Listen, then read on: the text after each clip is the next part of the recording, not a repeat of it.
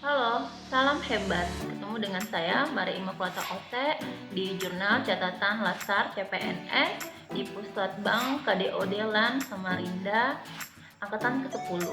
Nah, di video ini saya akan merangkum dari materi yang diberikan oleh Widiswara Bapak Abil terkait dengan materi manajemen ASN.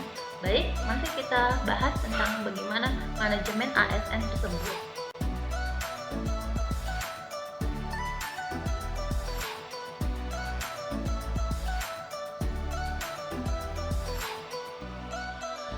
ASN adalah aparatur sipil negara yang merupakan pelayan publik di dalam naungan pemerintah yang dituntut untuk memiliki nilai-nilai yang baik dan memiliki nilai-nilai kesetiaan pada NKRI maupun Pancasila dalam menjalankan perannya. Nah, ASN juga memiliki peran yang penting dalam merangkai menciptakan masyarakat yang madani, yang taat pada hukum, perabatan modern, yang demokratis, makmur, adil, dan bermoral tinggi dalam menyelenggarakan pelayanan kepada masyarakat berdasarkan Undang-Undang Dasar 1945. Nah, apa sih yang terkait dengan manajemen ASN?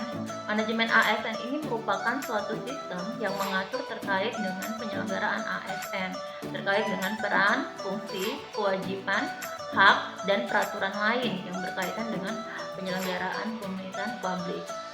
Nah, ini menekankan pada pengaturan profesi pegawai sehingga diharapkan tersedianya dari sumber daya aparatur sipil negara yang unggul selaras dengan perkembangan zaman. Kedudukan dan status jabatan PNS dalam sistem birokrasi selama ini dianggap belum sempurna dan untuk menciptakan birokrasi yang profesional, sehingga untuk membangun ASN yang profesional dan birokrasi yang baik, maka dibangunlah suatu konsep dalam undang-undang ASN yang harus jelas.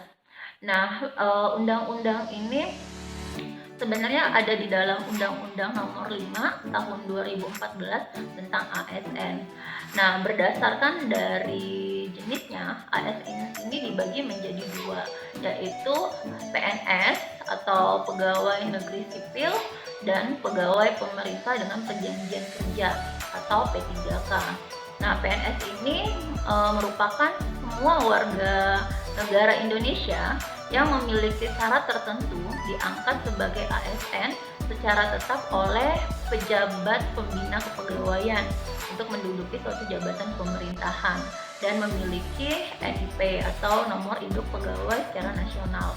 Nah, sedangkan P3K ini adalah warga negara Indonesia yang telah memenuhi syarat tertentu yang diangkat oleh pejabat pembina pemerintahan berdasar perjanjian kerja sesuai dengan kebutuhan instansi dari pemerintah tertentu dalam rangka melaksanakan tugas pemerintahan.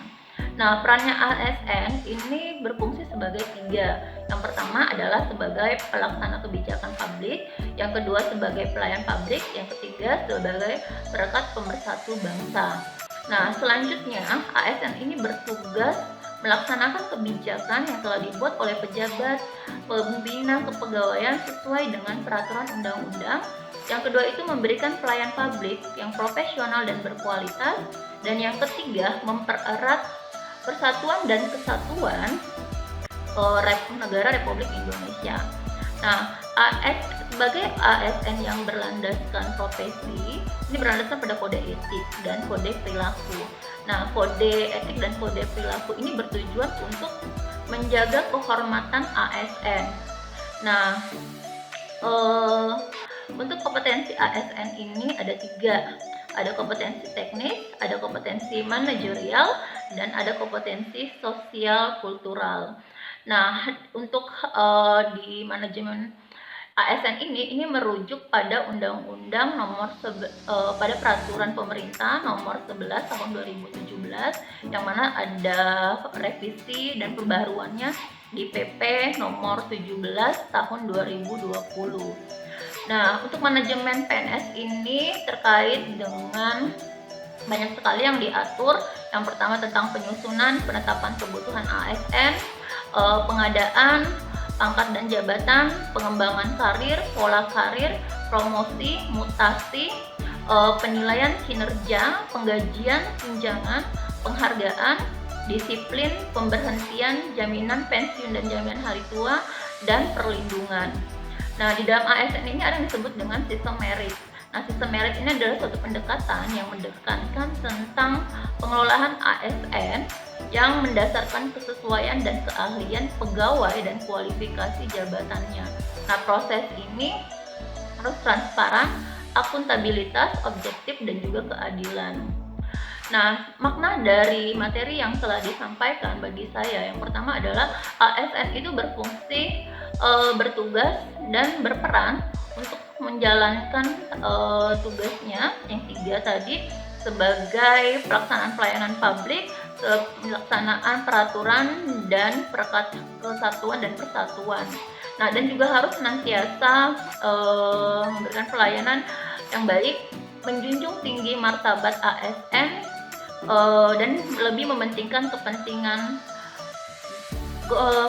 negara dibandingkan kepentingan diri sendiri maupun kepentingan golongan. Nah, sebagai seorang ASN, saya akan menjalankan tugas dalam Tridharma karena saya berperan sebagai dosen dan Tridharma perguruan tinggi, yaitu pengajaran, penelitian, pengabdian, dan menjalankan fungsi sebagai ASN berdasarkan nilai-nilai aneka, akuntabilitas, nasionalisme, etika publik, dan komitmen mutu serta anti korupsi.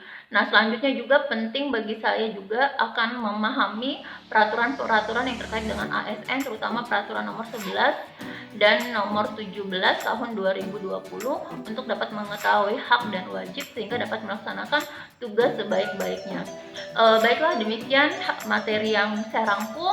Semoga bisa bertemu di video selanjutnya. Salam ASN hebat, profesional, integrasi, inovatif, dan peduli.